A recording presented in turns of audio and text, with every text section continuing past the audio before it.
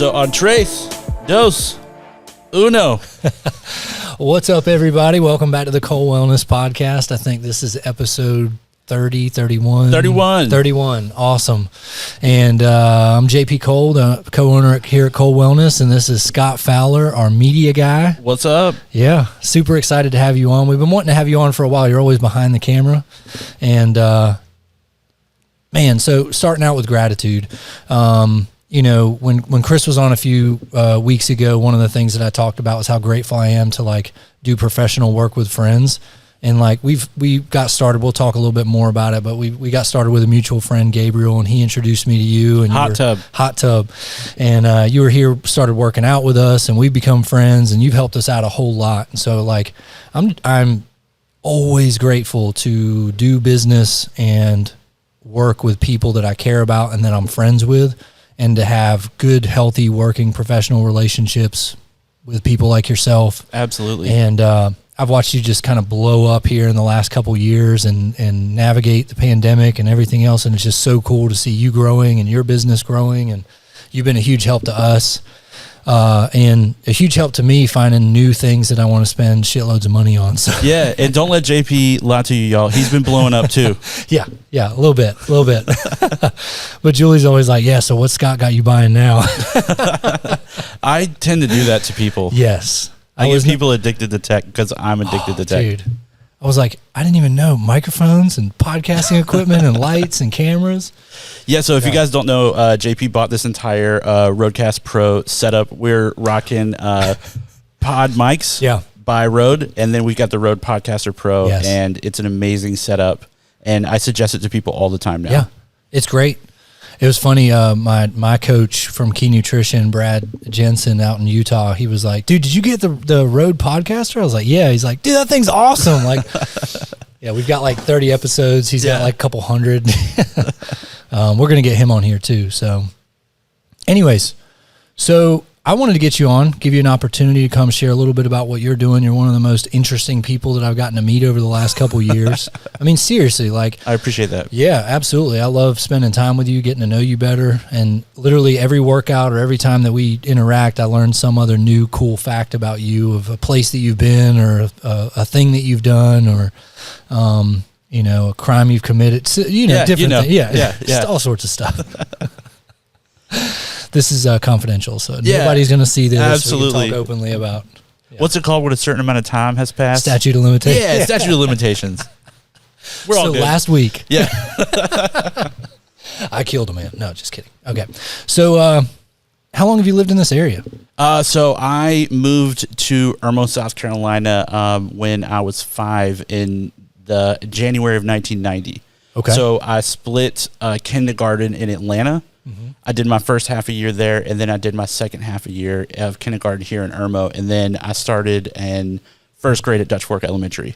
Awesome. Then went to Campus I, which is now Crossroads Middle School. Oh, yeah. And then I was the first 8th grade class to graduate from Dutch Fork Middle School. So it was a brand new middle school at the time, right next to Dutch Fork High School. Gotcha. Then graduated there in 2003. Awesome. So basically born and raised in this area. Yeah. And so what brought you guys here from Atlanta? Work or? Yeah, my dad he sold pipe his entire life, pipe and fittings, big industrial valves, paper mills, nuclear plants, stuff like that. So Savannah River site is kind of close to Columbia. A lot of people live here, and he switched jobs to a company that was servicing SRS. Yeah. And basically, he just wanted better schools. What was going to happen in Atlanta, in the neighborhood that I was in, is as a white kid, I was going to have to be put on a bus 40 to 45 minutes sent to another school because they needed diversity. Yeah. So I wasn't going to get to go to any of the schools near me. Yeah. I was going to have to be shipped on a bus. So my parents were like, no, we don't want to do that. Yeah. Let's go somewhere where he can go to school close by. So that's why they chose Irmo, because the elementary school was literally in our neighborhood. Yeah. That's cool. So we met, 3 years ago now? Yeah, 2019. Yeah. It was before the pandemic. Yeah, it was pre-pandy. Right after Panama, because I went to JP. So it's just so y'all know. Yeah. I have severe psoriasis, and it was causing psoriatic arthritis. I was having trouble walking, moving. I wake up in the bed in the morning and just be in extreme pain. Yep. And so I did all this research, decided to go to Panama City, Panama, to get stem cells. And then I came back and like I dedicated myself to trying getting healthy and fitness. And I hit up Gabe Hot Tub and was, because I saw him working out all the time, and I was like, hey, can I come work out with you? Yeah. And he's like, yeah, sure. I work out at this place called Cole Wellness, and that's when I met. Yep. That's when I met you. Yeah. And so, yeah, that was 2019. And at that time, God, you had just had a career change, kind of, right? Yeah. So in January of 2019, I left my job of 8 years where I was an in-house photographer, videographer, and social media manager for a nonprofit research organization. And so how would you describe what you do now? Because you got a bunch of irons in the fire. You do all sorts of different things, right? So tell us about that. Yeah. So what I tell people is I run a production studio based here in Columbia, and I also do social media marketing. And so basically anything with your business. Today, print advertising has cut way down, radio advertising has cut way down, TV advertising has cut way down. So the main way to market your business is online. Yeah. And so I help people do that, especially by producing photo and video content. Awesome. Yep. So you've been helping us here with run the podcast for us. For a while there, you were running all of our social for us and getting a lot of photos and pictures. I know you do wedding stuff. Yeah, I do a lot of weddings are probably about 50% of my business right now. Yeah. Because it's just really good money and it's on Saturdays. So I can do commercial work during the week and then still have time to shoot weddings on the weekends. Yep. That's really so there's cool. never going to be a conflict there. Yeah. And how has that come back since the pandemic? Because there was no weddings going on there for a while. Yeah, absolutely. So basically ever since the pandemic, I had a lot of weddings canceled. At first it was reschedule, and then it was cancel. Yeah. And that was pretty hard for me. And so, but now more people are wanting to get married, more people wanted to go out. So it's been even better. And lately I've been getting some last minute weddings, which is pretty unusual. So Saturday, I got a call from a friend of a bride who's getting married in Clemson at their botanical gardens on Saturday. So that's like literally 8 days before the wedding. Wow. I got booked. Yeah. Yeah. So they're sending me the deposit today. Nice. So that's really exciting. Yeah. That's really cool. Yeah. So Saturday I'll be driving up to Clemson and then coming back. It's a small wedding with about 20 people. So it's a little unusual, but the smaller ones are usually more last minute than the ones with 150 people because you just can't do that. Yeah. Well, the botanical gardens will be amazing right now. So, yeah. I'm bringing the drone out for that one. Nice. Yep. Yeah. Which, thank you, by the way. You helped me pick a great new drone after I flew the last one into the ocean. Oh, man. That's so rough. Oh, well. We got a nice new one, so, yeah. Cool. So, how did you get to where you're at today? Like, how did you get interested in videography and photography? And, like, what tell us your story about that. Like, how does one get into that? Yeah. So it's really weird. When I was in 8th grade at Dutch Fork Middle School, there was the student newspaper came out once a month. It was called like the Silver Fox Report or something like that. And a friend of a friend was doing it, and she was also on yearbook staff. So those kids are taking pictures for the yearbook all year long. And she was like, hey, I need someone to come take pictures of girls tennis. And I was like, oh, okay. Somebody's got to do it. Yeah. Might as well be me. Yeah. There was this girl that I had a big crush on named Jessica. And God, I hope she's listening to this. Probably not, but I hope so. Definitely not. But so I won't say her last name. Yeah, okay. But so Jessica was on the tennis team, and I was like, absolutely, I'll go take pictures of this tennis match. Yeah. And so I asked the teacher, I was like, what do you want me to take pictures of? And she said, make sure to just get the ball in the photos if you can. Yeah. And I was like, okay, so this is on film. And I take my 36 pictures and I take them back and the ball's in almost every shot. Yeah. And she's like, usually I give this camera to a kid to shoot a tennis match and I might get one picture with a ball in the photo. No way. But all of your photos were good. Yeah. And I was like, what? I had no idea. So basically, I think I had all of them were of Jessica in the background. Apparently, yeah. I definitely got the best pictures of her because she's the one that made it into the paper. Nice. Yeah. I was very focused on her match. Yes. And so, yeah, I think early on, for some weird reason, I had an eye for photography, and didn't pick up a camera for a couple more years until I was at Gateway Baptist Church. And David Adedican, who's still a local artist in town, was one of the youth leaders at Gateway Baptist Church. They had a expensive Sony mini DV camera and an expensive editing system. And so basically what happened is he taught me to shoot and edit because I was just kind of interested in it. And I really just liked David as a person. Yeah. And so I just wanted to hang out with him. And he's like sitting in the office on this computer. And I'm like, hey, what's this? Yeah. And he taught me to shoot and edit. And so basically what I did was made funny videos for the church. Yeah. And then my senior year of high school, I took broadcast journalism at Irmo High School. Yeah. Which we were on block scheduling. So I spent half a day at Irmo High School my senior year, and it was so fun. And the teacher had gotten a grant for like tens of thousands of dollars. So she had 10 of these very expensive Sony Handycams, 10 MacBooks, MacBook Pros, and then a full Mac Pro editing suite. Wow. And this is in 2002. Oh, and so, snap. Yeah. Yeah, so this is very early on into the Mac Pro, the MacBook Pro editing world, the non-linear editing, which means you're not actually editing on tape, you're editing on digital format on a hard drive. Yeah. And so I came in really early on in that, and I would take the cameras home every weekend and film my friends street racing and like doing jackass stuff, like running shopping carts into each other. And of course. Yeah, I even started interviewing people early on. I'd go to car shows and talk to the police and be like, hey, why are you giving guys tickets for having purple taillights? Yeah. And then I'd talk to the guys with the purple taillights, and I'd be like, what do you think of the cops giving you tickets? Yeah, yeah. And even early on, my professor was like, wow, I've never had a kid talk to a police officer before. Yeah. And I was like, I'm just trying to cover both sides of the story like you told me to do. Yeah. And so makes sense. I was just really fascinated by all this stuff early on. And then once I graduated high school in 2003, I didn't pick up a camera again until I went to USC in like 2008.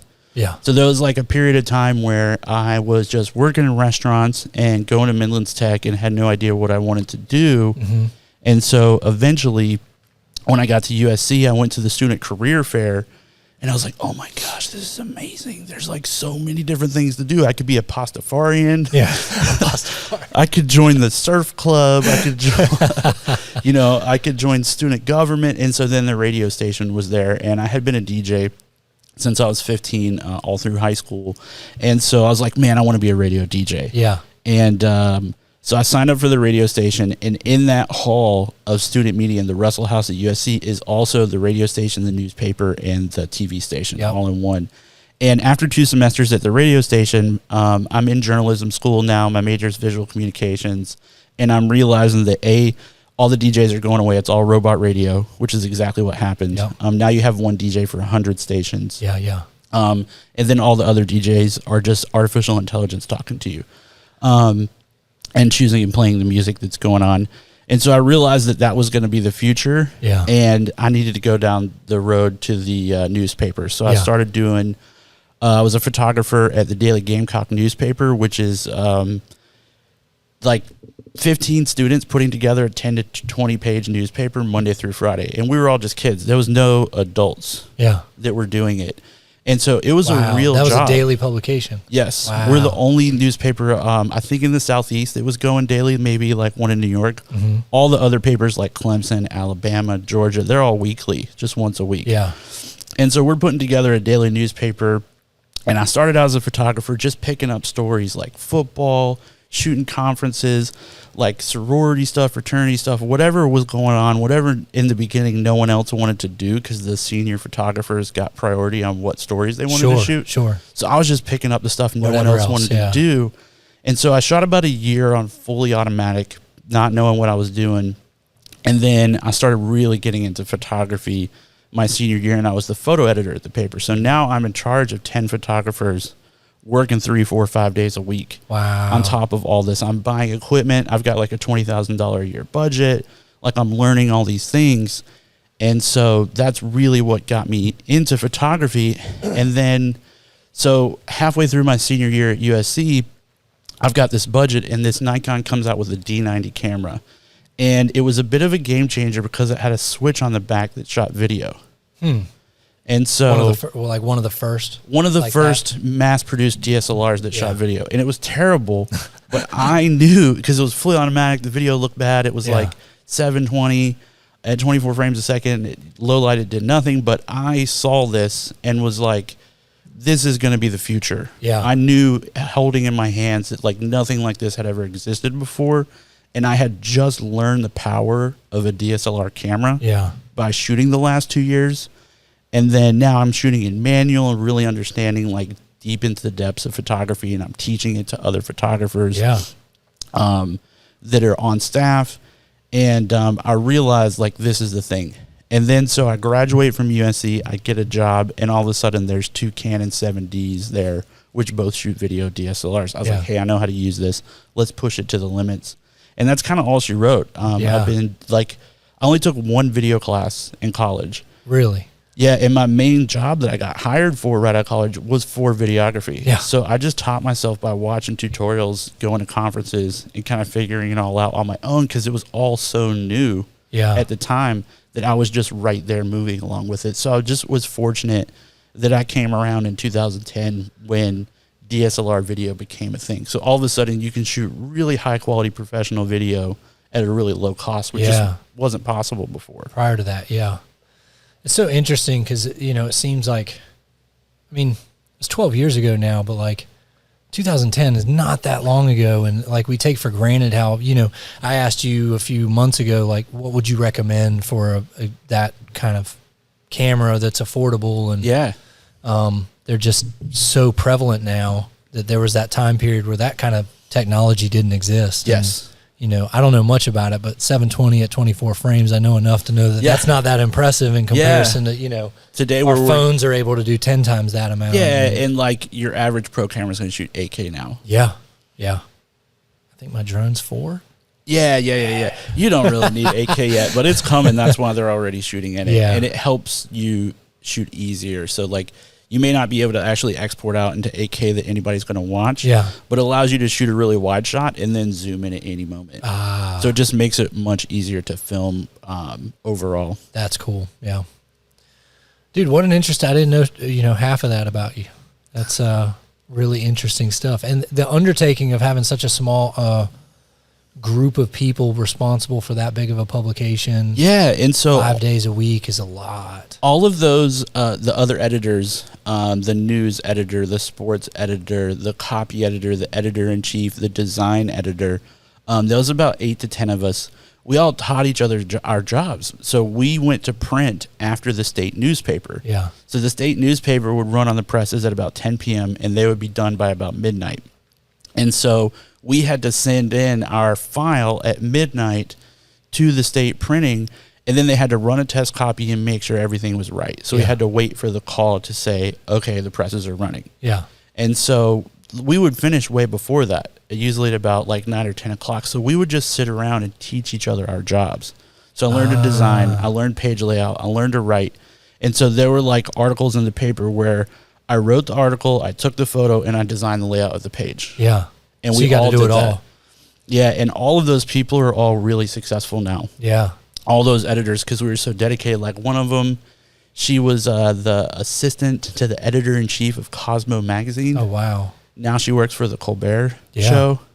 Yeah, and so like I'm the only one that's left in Columbia. Yeah. Because they've all left and gotten really cool big jobs within the industry. Yeah. And then here I am running my own production company now. Yeah, absolutely. You and I'm about to reset the camera. Speaking of production company. Go for it. And we're back. So that actually leads me to, you know, you're saying it leaves me in Columbia, but the truth is you haven't just been in Columbia. Like one of the most interesting things about learning about your story was hearing about all these adventures that you've done and working for National Geographic and motorcycle trips in Asia.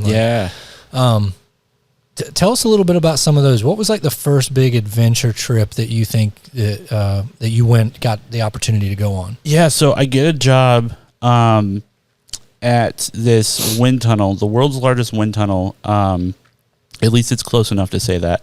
There's one that's bigger, but it's not actually functional.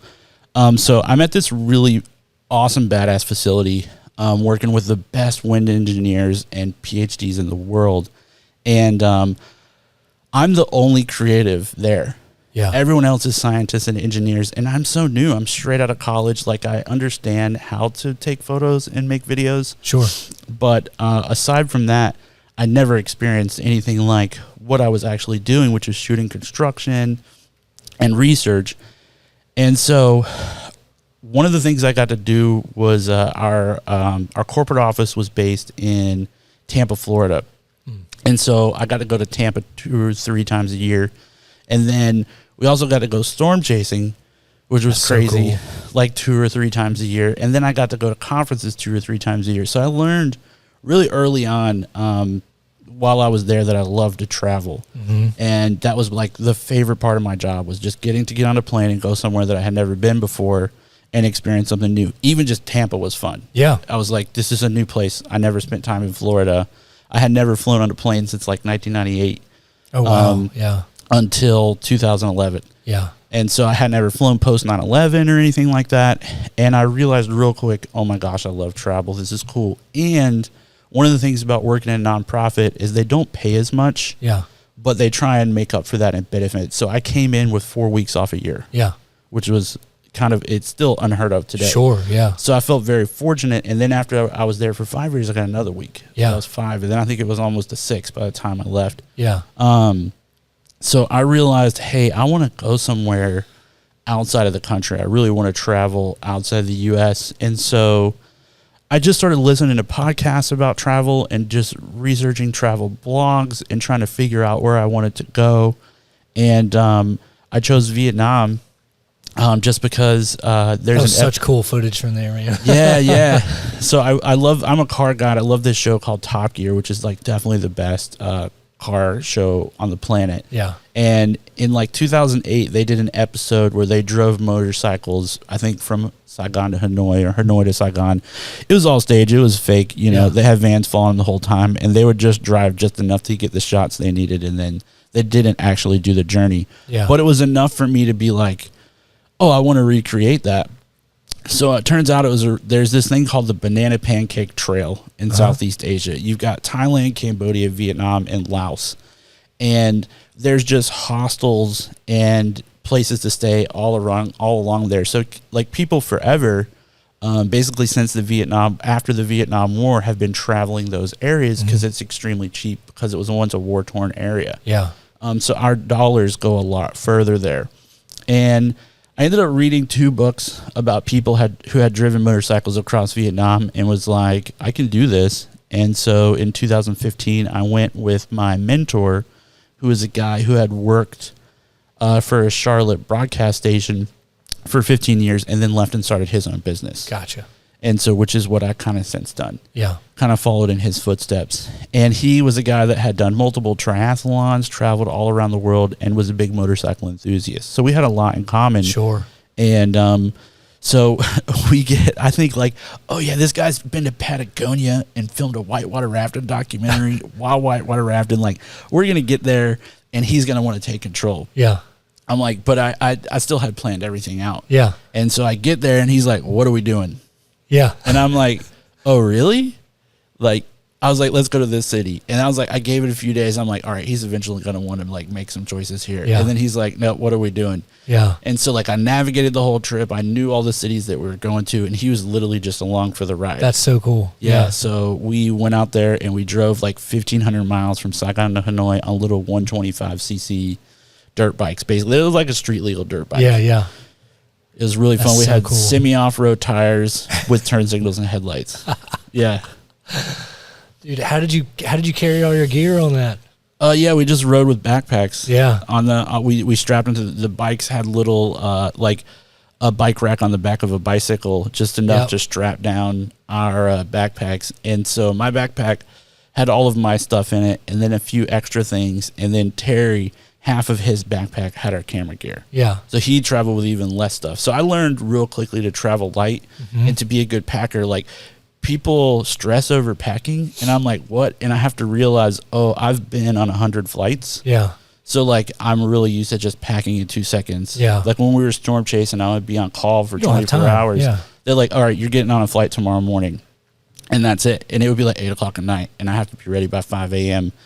And so, for me, I like traveling light super easily. I love like minimalistic. It even has affected me as a shooter. Yeah. In like photo and video, I carry as little equipment as possible. just exactly what I need. And then I see a lot of new photographers and videographers. They come out with like so much gear, and they got all these different things. And I realized that all those pieces and moving parts just makes it harder. Yeah. So the less you have to worry about, the better I could just concentrate on actually getting good footage. Yeah, that's really cool. So what were some of the experiential takeaways of traveling across Vietnam? Yeah, so I learned that really quick. It was a complete culture shock, which is what I wanted. It was so fun. Is that we're so fortunate just to have paved roads. Like, people complain so much about traffic and the smallest little things, and I just have to realize that over there, like, half the time you're outside, as soon as you get outside of a city, you're driving through villages. And when I say a village, I mean these people are living in huts, and they might have running water. Like, that's like the best they could do. Yeah. And so when you see people living that way, and you realize that these people are actually happy and like enjoying their lives. And when my motorcycle breaks down and I'm pulling up to this hut, and this motorcycle mechanic next door comes by, and we pull into his house, and he's got like a little box of spare parts, and he's got the part that I need to fix my bike. And he's like so happy. And this is like a $5 repair in their world. And I give the guy like $20, and he's like, oh my gosh, like I'm going to get to feed my family for a week. And I'm like, woo, you know, like that's wild. Yeah, it's really cool. And at the same time, like, hardly any of the roads are paved out there.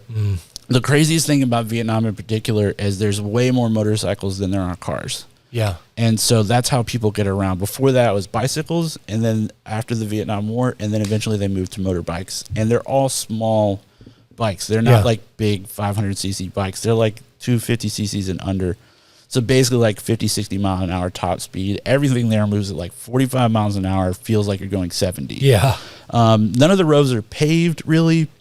If they are, they're really bad. And people like carry their entire families on their motorcycles. So you're talking like 4 kids and mom and dad on a scooter, basically. And when they turn, let's say you're at a major intersection on Highway 1, which is like the deadliest road in Vietnam. Let's say you're turning right onto the highway. There could be a huge giant, their version of an 18-wheeler coming at you, and they don't look left before they turn. They just go. They just go. Their eyes are closed, but their ears are open. So everyone honks out there, including all the cars, and you get used to it because they're listening for what's going on, but not looking. It's wild. Yeah, it's so wild. Like, I'm like, come on, you got 2 kids on this bike. Why aren't, and they're That's like 3 and 4 years old. Why aren't you just turning? But it works. Wow. Yeah, and I mean, there are a lot of deaths out there, more so than here, but it's like a school of fish. Yeah. You know, they all go and move together, and then that's just how it works on the motorcycles out there. There's no rules to the road, really. It's kind of like do whatever you want. Yeah. And I love it. I love that excitement and adventure and being like, you never know what's going to happen next. You never know what you're going to see around the next corner. Sounds wild. Yeah, it's so fun. It's so foreign. And the people in Vietnam are really laid back and super chill. Like, they got all this craziness going around them, and they're like it's almost a little bit like the South, but without the bless your heart. Yeah. Oh, it's authentic? Yes, there we go. That's what I was looking for. They're actually very authentic. Yeah. And I mean, they see you as a white person, and sometimes they see you as money. They call it the white face, and you get the white face price. But in general, like, people are just really kind and just happy to be there. Yeah. With so little. It really, like, I struggle when people complain today. Yeah. Because I've experienced. We have so much. Yeah, I know. And I feel so fortunate that I can just go down the road and put gas in my car and drive wherever I want. Yeah. At 80 miles an hour. You know, because you can't do that there. It just doesn't exist. Yeah. You're going to get on a motorcycle, or if you're in a car, you're going to get to go like 40 because you're just surrounded by motorcycles. And like, things just move at a slower pace. Yeah. Yeah, because they don't need to. Yes. That's wild. I've seen a lot of people not look left around here. That's not because it's an effective use of their time. Yeah. Because that's not what everybody's doing. Yeah, same thing. If you change lanes, you just go for it. You listen to the guy behind you to honk. And then you kind of base your movement on what they're doing. Wow. But yeah, it's like literally like their eyes are closed, but their ears are wide open. Yeah, that's wild. So that was one of the big trips you've done. What's some of the stuff you've done for Nat Geo? Do we have time to keep going? Yeah, absolutely. Yeah. So we're at about 20 minutes. Okay. And so the show that I did for Nat Geo TV was produced by a British production company based out of London. And so BBC in general, which has been based out of London, and London is known for production companies out of London, usually originally based around the BBC, are known for producing the best documentaries in the world. Yeah. Like if you want like Blue Planet and all that stuff. It's all BBC, yeah. Yeah, it's all BBC, or it's produced by a company that's worked around that and they've learned around BBC. And so it's really common for companies in the U.S. to hire out when they want to film documentaries to crews based out of the U.K. Gotcha. And I had worked with a director who at the wind tunnel I had met, in 2011. So I literally had met him 7 or 8 years prior. And when he came into town, the wind tunnel is in the middle of nowhere. It's in Lancaster, in Richburg, South Carolina, Lancaster County. And there's nothing to do. And so I showed these guys a good time. Like I took them to lunch. I was like, here's where you go to lunch. I took them to dinner. I took them to a bar. We had a couple drinks together. They were there for a week. And I just enjoyed getting, like, those are my people. Yeah. You know, and this is when I had only been working there for like less than a year. Yeah, yeah. And so I'm just so excited to be working with this crew from London. They all have funny accents. Yeah. They like don't get Southern stuff. They call orange soda fizzy orange. Like, can I have a fizzy orange, please? People in Richburg are like, what the hell? Yeah, they're like, you want some Crush? And so I just showed these guys a good time because I enjoy it, and that's what I like. This guy remembered it. Yeah. And so 8 years later, he hit me up and was like, hey, I'm filming a documentary in the U.S. for Nat Geo, and I want you to be the one American on the crew. Nice. And his original question was, would you be willing to be on a boat for 5 to 10 days filming by yourself, a research vessel? And I think it was like a test. Yeah. He didn't tell me anything about the show. He didn't tell me anything about what we were filming or what all it was entailing. He just said, would you be willing? And I was like, that sounds like such an adventure. Yeah. Let's go. Like, what do I get to shoot with? Yeah. Like, what do I get to bring? And I would have been sleeping in the front of a boat on a bunk with 3 other people. Uh-huh. And it was just really exciting. And I think I passed that test because now he's like, okay, do you want to come work on these 2 episodes over the next 2 months that we're filming in the U.S.? Nice. So we spent a couple of weeks in the Pacific Northwest, in Seattle and Washington. The show's on Disney Plus. It's called X-Ray Earth. You guys can check it out. There's 3 episodes. One episode was filmed in Indonesia, and they ended up mixing all the episodes together. Gotcha. So originally it was going to be the Pacific Northwest episode, the Yellow episode, and then Indonesia episode. But they put them all together now, so I actually got to be a part of all 3. Oh, that's cool. Yeah, so the show was about so they had a show on Nat Geo called Under the Oceans, I think, or something like that. Okay. And it was basically like they go to like the Mariner, I forget how you pronounce it, the trench, the deepest Marianas Trench or something. Yeah, the deepest part of the ocean in the world. And they would take CGI and pull back the ocean and show what was underneath. Oh, wow. And have scientists on top talking about it in the water. And it was kind of the same thing. So it was about natural disasters. So the Pacific Northwest is a part of the Pacific Ring of Fire, which is a major trench line. And so the backdrop to Seattle is Mount Rainier, which is an active volcano. Yeah. And there's major fault lines. And it's been 300 years since an earthquake's happened in that area. They're due for another one. Yeah. And when it happens, it's going to be a big earthquake. It's going to be a magnitude 9, which is like a killer. Yeah. And so it's not going to be small. They know it's going to be big when it happens, and they might not know exactly. That it's coming, you mean? Yeah. Yeah, they'll have some ideas because we went and talked to all the scientists and researchers, and they've got seismographs set up everywhere in the area, hundreds and hundreds of them. But when it happens, it's going to level all of the old buildings in Seattle and Portland that were built before code, and then even some that were. And then, so it's going to cause like a massive stuff there. And then it's going to create a tsunami that's going to level the Oregon and Washington coast. Yeah. And we went and visited some Native American communities up there that are on the coast and just talked to them and like, what's going to happen when this happens. And then we drove over this bridge in Seattle and they're like, this bridge is going to collapse. Wow. And we just talked about like what was going to happen. And then, Seattle is the port that feeds Hawaii. Hawaii only has about 10 to 12 days of supplies, like food, like for the grocery stores. And so it's going to disrupt that. Sure. So we talked about all these different things in the Pacific Northwest, and that was just so fun being in a van 15 hours a day, drive around shooting. That's wild. And then we got to film for a couple weeks in Yellowstone. Which I had never been to, and it was amazing. We had a park ranger attached to us. Yeah. We had VIP access everywhere we wanted to go. Never had to wait any line. Got to go behind all the ropes, behind all the gates, like whatever we wanted to do and film that was within reason. We just had this dude like guiding us. His name was Rick. Ranger Rick. Ranger Rick. Yeah. I love Ranger Rick. He actually lived in an RV at Yellowstone for like most of the year. Wow. With his wife. And his job was to work with the media. So he was like a special ranger that knew all the ins and outs of the park. And so Yellowstone's a super volcano. Yeah. If it blows, it's going to cover 2,000 square mile radius of the U.S., basically creating a nuclear winter. Yeah. And just huge Decimated. devastation. Yeah. It's going to be bad. And so we talked to scientists and researchers again, like, where the hot spots are, what's going to happen if things happen. And so it's actually three really cool episodes on Disney Plus if you guys want to go check them out. Oh, for sure. And it's X-Ray Earth. Yep. Originally that was the working title. And we thought it was going to be called something different, but they decided to go with X-Ray Earth, which was cool.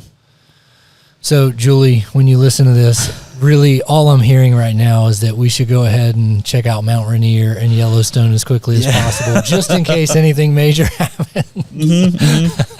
Because those are both on my bucket list. Rainier pops up every single day, and Yellowstone does. Yeah, those are two places we haven't been. Yeah, so I got to be on the side of the Mount Rainier filming at a huge grade. So we're literally like standing like this. You know, we're literally mountaineering, filming. Oh, that's so cool. It was fun. Yeah, that's so wild. What a cool story. Yeah, those are definitely bucket list places for me. They look beautiful for sure. Yeah, I would 100% go check out Yellowstone if you haven't for sure. Yeah. And then the Pacific Northwest is just beautiful in general. Like the coastline of Oregon. Yeah, just. It's so like these huge, massive cliffs, and like then the ocean's right there, and you've got all this like timberline with the trees. Yeah, and it's just not like Myrtle Beach. Dude, that should totally be their like state motto. Welcome to Oregon. It's not like Myrtle Beach. Yeah, they call it Dirty Myrtle for a reason. Like, there is nothing. Dude, seriously, the only redeeming thing for me with Myrtle Beach is Huntington Beach State Park. We love going there. Yeah, and Brook Green Gardens if you haven't been there. Right across the street. That place is beautiful too. Yep. Yeah, and south of there is really nice, but yeah, Dirty Myrtle. Yeah, that's awesome. So you've got a couple different things going on right now. So tell us a little bit about, before we wrap up, you know, if somebody was interested in contacting you for wedding photography, or because I know you got a bunch of different media accounts, right? Yeah, so tell us a little bit about that. So right now my company is called 12 Oak Studios. We're going through a rebranding, so it's going to be called Palmetto Moose Productions. Nice. And then 12 Oak Studios will be the wedding brand, and then eventually we'll change that brand name as well. Yeah. But yeah, if you guys want any type of video content, I love producing podcasts. It's one of my favorite things to do. I listen to about 10 hours of podcasts a week. Yeah. And I'm just a huge consumer. And I'm about to start the Palmetto Moose podcast as well. So you'll definitely be one of our first guests. Dude, I would love that. It's going to be fun. For sure. Yeah. And basically just talk about how people found their success in life is what I'm really excited about talking about. And if anyone has a small business that they're looking to produce video content before, or really just market their business in an interesting and unique way, I'd love to have a conversation with them about that. For sure. That's cool. Well, dude, you've been a pleasure to work with. I mean, one of my favorite things, you always bring high energy. You always uplift the mood. I don't know that we've spent probably a couple 100 hours together at this point, and I've never seen you like in a down mood. You're always up. And I feel like I have more energy than my peers. Yeah. And it's really weird because I suffer from an autoimmune debilitating disorder, and it kind of sucks. Yeah. And I'm in pain a lot, and I don't know. I think maybe it's because of my travels. I think a lot of people should get out and travel more. It makes such a difference. I also come from a traumatic background and really worked to help myself, and really, really tried for years and years and years to improve my mental health, and still do today. Yeah. Very important to me. But it's so weird. People even my age or older are like, how do you have so much energy? Or they'll be tired at some point in time, and I'm like, let's go. And that alone fascinates me. I wish I could get people on the same plan that I'm doing health wise. Absolutely. I'm like, if you guys just do what I'm doing, you could maybe have the same amount of energy as me. Yeah. Well, it definitely shows. I appreciate that. And one of the things I've enjoyed working with you the most too is I'm going to restart the camera one more time. Let's do that. One of the things you most enjoyed about me. Perfect. Yeah. So high level of energy, but also we get exactly what you tell us we're going to get every single time. And I really respect that. Yeah. Even as we've become friends, like when it comes down to like business, you're very easy to talk to. It's very clear, concise. This is exactly what we're agreeing to.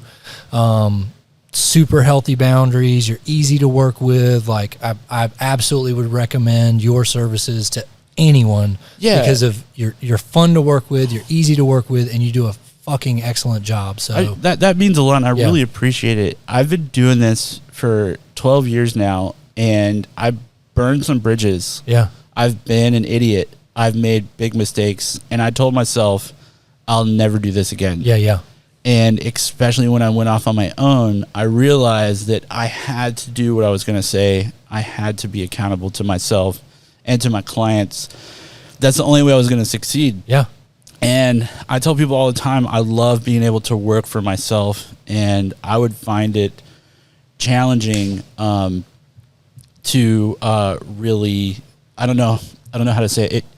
It'd be hard for me not to do what I'm doing right now. Yeah, because you enjoy it. I enjoy it so much, and I'm really able to get to deliver what it is that people want on a consistent basis, and that's really important to me. Yeah, absolutely. Well, it definitely shows. We love working with you, and I think that means a lot. You know, I talk with a lot of people in different businesses and in mental health, and I think it is those simple things of like doing what we say we're going to do, being consistent, showing up, like, you know, and I love that about you. Like, you know, there's never a second guess as far as like, if this is what's agreed upon, it's just done. It's handled. You're going to be here. You know what I mean? And that just, man, that's worth its, you know, tenfold of what you get elsewhere because of the inconsistencies. And that's the number one complaint, not just for our business, but in general, that you hear from people is they said one thing and then they did another. Yeah. And so, you know, when I interact with people that always do what they say they're going to do, I will keep going back over and over and over again and wouldn't think twice about it. So, yeah, that's such my goal. It's so important to me to be that person. And then when I meet other people who don't, it's really hard for me to get along with them. Because I'm like, gosh, why can't you just be dependable? Yeah. And I had the opportunity to work with a self-made millionaire over the past couple of days who didn't graduate high school, has an amazing story, has an amazing culture in his business, is just incredibly successful. Yeah. And he said almost the same thing. He's like, if I can get someone who just shows up, I can, you know, help them become exactly what they need to be in my business. And I was like, wow, okay. That's cool. It is very important. Yeah, absolutely. Were there any other ventures you want to share about? When's your next big trip? What do you... Oh, man. I don't know. Like, the pandemic has hit everything so hard. Thailand's opened back up. I really, really want to go to Thailand so bad again. It was so fun when I went last time. I have some friends there now, some people that I could hang out with. But definitely I'm going to India in January of 23. Nice. I'm doing this thing called the Rickshaw Run where me and two other people, I don't know who they are yet because the other two people backed out, but we were going to do Currently taking application. Yeah. We were going to race an auto rickshaw, which is basically a 3-wheeled trike with like a 100cc lawnmower engine in it. Yeah. That basically goes like maybe 40 miles per hour, 3,000 miles across India over 2 or 3 weeks. Whoa. Yeah. It's crazy. just a whirlwind trip, and I'm going to shoot the whole thing and make an amazing film out of it, or probably like it'll be a series. of like a docuseries out of that whole trip, and it's all for charity. And so I'm still trying to figure out. So if you want to come race a rickshaw across India, I'm taking applications today because I have the ticket. It's paid for. The rickshaw is included in the ticket. That's wild. Yeah, and then you also get to design it and decorate it however you want. Dude, that sounds so much fun. Yeah, and the best way is to have a theme. So I have an amazing pirate costume. And I want to figure out a way to bring my pirate costume to India so we can be pirates racing across India. I can't wait to see that. Yeah. That's awesome. That's really exciting. That's definitely happening. It was going to happen in January of 22, but you still too soon. Yeah, you couldn't at the time. I don't even think you still can get tourist visas to India right now. Yeah. Even if you're a dual passport holder, you have to go on business. If you're going to India, you got to be an Indian passport holder. Well, your business is a pirate traveling across the country. Yeah, so that's definitely going to happen. I think India's going to reopen by then, come January. And originally I was on the waiting list, but I'm now officially in the race. Yeah. Some people have dropped out. So it's happening. And again, if you want to come race across India with me and film it, come do it. India is hard. You know, it's not an easy country. Yeah. And so if you haven't done international travel or like summited a couple of peaks or something like that, I wouldn't suggest it. Yeah. Because it's not an easy country. It's a very hard country to travel to. Yeah. I've never been, but I've researched it a lot. And so it's something you really, really have to want. But I'm incredibly excited. And it gets to the point when you're in a country like India where there's going to be so many challenges. Yeah. And that's the fun part. That's the fun part. The fun part is you having to realize that this is something bad happening and you're just going to remember it forever. Yeah. And you have to make that the fun. That's so cool. That's what I try and do with everything, honestly. That's so cool. I don't think I could get away to do it. I would love to. That sounds so freaking awesome. But we'll talk. Yeah, absolutely. Julie's like, he is not going in a rickshaw across it. Yeah, well, now I'm a pirate now. So, well, dude, thank you for everything. Thank you for everything that you do here. Thank you for being a good friend. Thank you for, helping us get the podcast started and helping me invest money in all sorts of cool stuff so that we can make it better and more enjoyable. We love working with you. I'm excited to hear about your continued adventures. And where can people follow you on? Yeah, so right now, just check me out on Instagram at 12 Oak Studios. Follow me on Facebook, Scott Fowler, also 12 Oak Studios there. Is that the number 12 or spelled out 12? TWELVEOAKSTUDIOS. We'll put it on the screen underneath. Just check me out there. Please, if you're interested in creating some powerful content for your business, I'd love to have a conversation about that. Yeah, absolutely. And if you want to do a podcast, let's go. Let's go. Cool. Awesome. Well, you know where to find us, colewellness.com and Instagram at colewellness. You can find this podcast on, we started putting it on Facebook, so you can just view it directly there. On YouTube, you can view it there as well. And then it's on iTunes and Spotify. Yeah. Awesome. Cool. You guys have been getting a lot of views lately. Like the last podcast at probably 20 downloads outside the U.S. Yeah. So you guys have been going international. Yeah. So check us out around the globe. Yeah. Yes. Sweet.